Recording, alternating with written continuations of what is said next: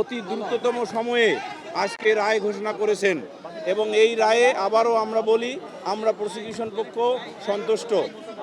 এই মাননীয় ট্রাইব্যুনাল এই রায় ঘোষণার শুরুতেই বলেছেন যে শিশুদের অধিকার বা শিশুদের রক্ষা করা একটি রাষ্ট্রের মৌলিক উদ্দেশ্যগুলোর একটি, এবং আমাদের এই রাষ্ট্রেরও মৌলিক উদ্দেশ্যগুলোর একটি হলো আমাদের যে ভবিষ্যৎ প্রজন্ম শিশুদের রক্ষা করা।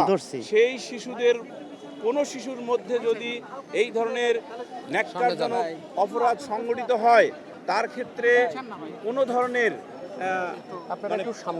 দয়া দাক্ষিণ্য না দেখিয়ে সিভিয়ার পানিশমেন্ট দিতে হবে এবং তারই নিরিখে মাননীয় ট্রাইব্যুনাল তার স্বীয় বিবেচনায় এবং তার নিজস্ব জুরিসডিকশনে এই মৃত্যুদণ্ডে দণ্ডিত করেছেন উভয় আসামিকে।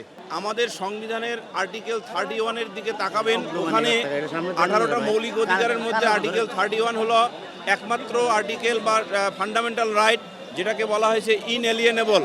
এটার মূল কথা হলো ইন অ্যাকর্ডেন্স উইথ ল।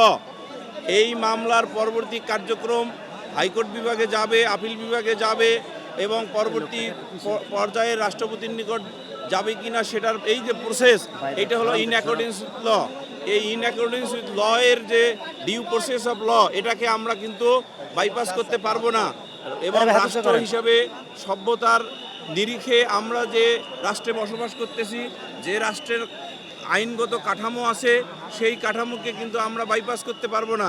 সুতরাং ভবিষ্যতে এটা দেখা যাবে সদাশয় সরকার এবং বিচার বিভাগের যিনি গার্ডিয়ান মাননীয় চিফ জাস্টিস এটা কিভাবে দ্রুততার সহিত করবেন, আরও অন্যান্য মামলার সহিত যেটা আপনি প্রশ্নে বলেছেন সেটা কর্তৃপক্ষ তার নিজস্ব বিবেচনায় এটা করবেন। এই ব্যাপারে আমাদের মন্তব্য করার কোনো ডোমেইন বা এখতিয়ার নাই।